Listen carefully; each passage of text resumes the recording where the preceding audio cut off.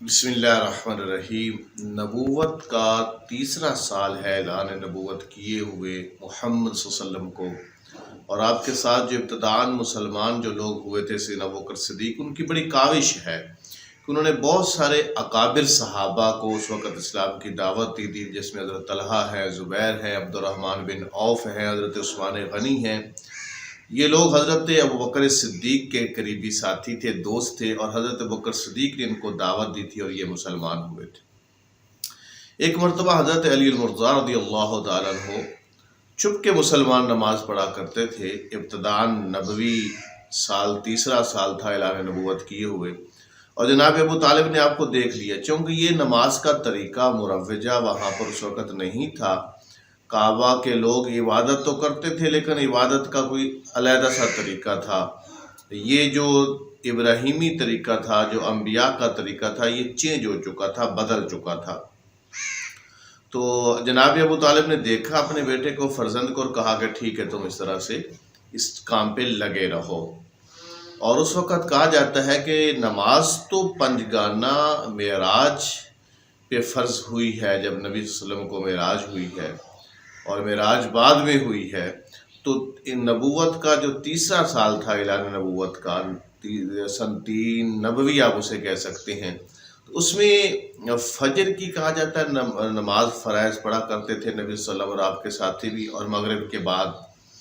طلوع آفتاب سے پہلے اور غروب آفتاب کے بعد آپ 2 رکعات پڑھا کرتے تھے۔ بہرحال حضرت ابوبکر صدیق کی یہ بڑی کاوش تھی، اور نبی صلی اللہ علیہ وسلم کو حکم ہوا اس کے بعد کہ وَأَنذِرْ عَشِيرَتَكَ الْأَقْرَبِينَ، اپنے قریبی رشتہ داروں کو دعوت دیجئے، اور جو دعوت قبول نہ کرے ان کو ڈرائیے، اللہ کے عذاب سے ان کو ڈرائیے، آخرت سے ان کو ڈرائیے۔ تو نبی صلی اللہ علیہ وسلم نے، حضرت محمد مصطفیٰ صلی اللہ علیہ وسلم نے اپنے قریبی رشتہ داروں کی دعوت کی، بنو ہاشم کی دعوت کی۔ کہا جاتا ہے کہ 45 افراد اس میں آپ کے خاندان کے شامل تھے۔ اس میں ظاہر ہے آپ کے چچا ابو لہب بھی موجود تھے، جناب ابو طالب بھی موجود تھے، اور باقی بھی افراد بنو ہاشم کے موجود تھے۔ جب یہ دعوت ہو گئی تو ابو لہب اس کو بھانپ گیا، اس بات کو کہ محمد صلی اللہ علیہ وسلم اب کیا کہنا چاہتے ہیں، تو بجائے اس کے کہ نبی صلی اللہ علیہ وسلم اپنی بات کو بتاتے لوگوں کو، اس نے آپ کی بات کو اچک لیا خود ہی، اور کہا کہ دیکھو، نادان نہ بنو، یہ ہم سب تمہارے یہاں پر چچا موجود ہیں اور چچا زاد بھائی موجود ہیں، تم اگر سرداری کرنا چاہتے ہو تو تمہارا قبیلہ ہی کافی ہے۔ یعنی یہ ایک بدگمانی تھی اس کے ذہن میں کہ نبی صلی اللہ علیہ وسلم کو سرداری چاہتے ہیں، تو کہا کہ اس کے لیے تمہارا قبیلہ ہی تمہیں کافی ہے، اور تمہارا قبیلہ جو ہے وہ پورے عرب کا مقابلہ نہیں کر سکتا، اور پورا عرب جب تمہارے قبیلے پر ٹوٹ پڑے گا اور تمہاری وجہ سے بنو ہاشم پر جب کوئی مصیبت اور پریشانی آئے گی تو پھر اس کا ذمہ دار آپ ہی ہوگے۔ تو یہ بڑی گفتگو تھی، اس میں جان تھی۔ بظاہر جو وہ خود سمجھ رہا تھا، وہ بنو ہاشم کو بھی یہی سمجھانا چاہ رہا تھا کہ یہ کچھ محض سرداری کی دوڑ میں محمد صلی اللہ علیہ وسلم لگے ہوئے ہیں۔ یہ اس کی بھی نادانی تھی اور اس کی بدقسمتی بھی تھی، اور یہ بات اس نے اگر ایسے ہی سمجھی تھی تو غلط سمجھی تھی کہ حضرت محمد صلی اللہ علیہ وسلم تو اللہ کے پیغمبر بن کر آئے تھے، رسول بن کر آئے تھے، ان کو از خود کوئی سرداری کا اور کوئی عہدے کی خواہش، اور وہ بھی جناب ابو طالب کے ہوتے ہوئے، جو ان کے شفیق چچا تھے، جو ان کے سرپرست تھے، جو سردار زندہ تھا، تو وہ کہتے کہ ان کی موجودگی میں جو ہے وہ میں سردار بن جاؤں۔ تو یہ بڑی نادان گفتگو تھی اس کی۔ بہرحال اس نے گفتگو نہ کرنے دی، اور پھر مجلس برخاست ہو گئی۔ محمد صلی اللہ علیہ وسلم نے دوبارہ کوشش کی کہ دوبارہ خاندان کو اکٹھا کیا جائے، دوبارہ خاندان اکٹھا ہوا، تو آپ صلی اللہ علیہ وسلم نے وہی گفتگو ان کے سامنے بھی رکھی کہ دیکھو، جو رہبر ہے وہ اپنے رشتہ داروں کے سامنے، اپنے خاندان کے سامنے کبھی بھی غلط بیانی نہیں کرے گا۔ میں اللہ وحدہ لا شریک کی طرف، اس کی بندگی کی طرف آپ سب کو دعوت دیتا ہوں، اور دوسرا جو بڑا عقیدہ ہے اسلام کا کہ ہم سب نے مرنا ہے، اور مرنے کے بعد دوبارہ پھر زندہ ہونا ہے اور اللہ کے حضور پیش ہونا ہے۔ آپ صلی اللہ علیہ وسلم نے یہ دوسری دعوت ان کے سامنے رکھی، اور دو عقیدے ان کے سامنے جو بڑے اسلام کے مطلوب عقیدے ہیں یہ ان کے سامنے رکھے اور کہا کہ مجھے اللہ کا رسول بنا کر بھیجا گیا ہے اور وہی میرے اوپر نازل ہوتی ہے تو مانو، اور اگر اس کو مانو گے تو ہم فلاح پا جائیں گے۔ تو اس موقع پر پھر ابو لہب نے گفتگو کی ہے کہ یہ غلط بات ہے، لیکن جناب ابو طالب نے آپ کی حوصلہ افزائی کی ہے اور کہا کہ بھتیجے جتنی بات آپ کر رہے ہو یہ بڑی جاندار بات ہے،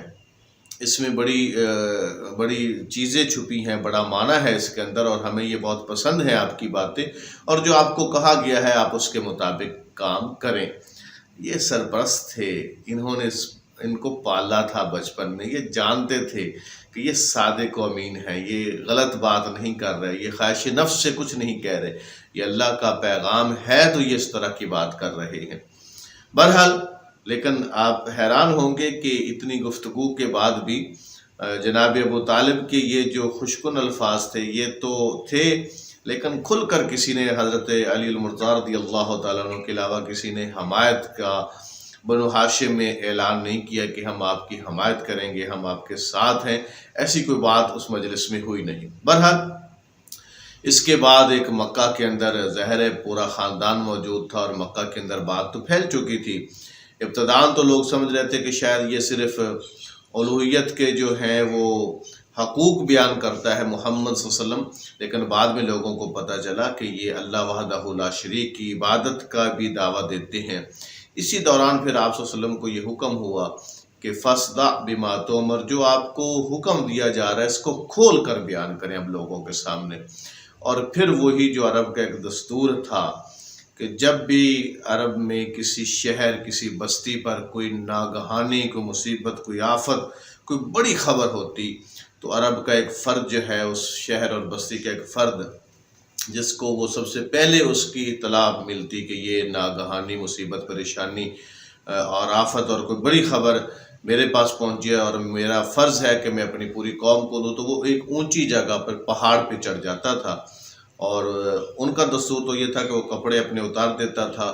اور کپڑوں کو اس طرح سے لہراتا تھا کسی چیز پر اور لوگوں کو آواز دیتا تھا یا صباحاؤ، اے وہ صبح جو ہلاکت کا پیغام لے کر آئی ہے۔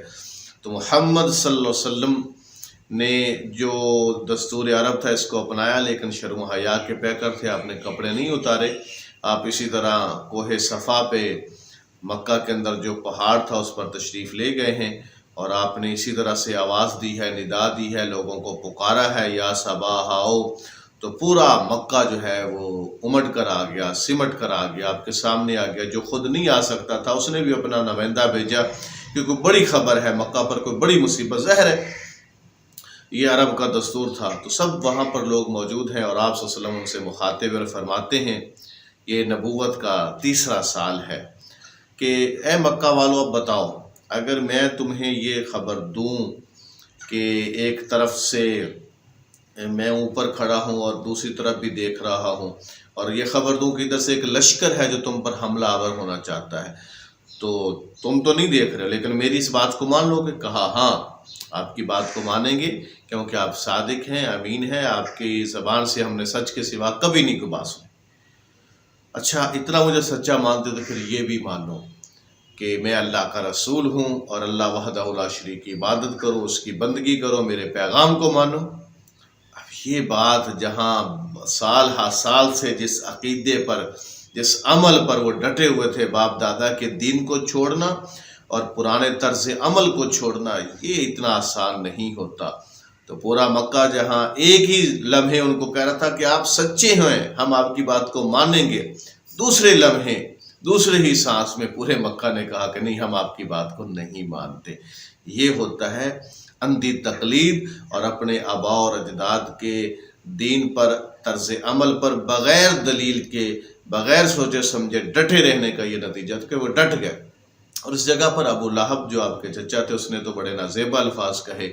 اور کہے کہ اس کام کے لیے بلایا تھا آپ نے، اور کہا کہ اے محمد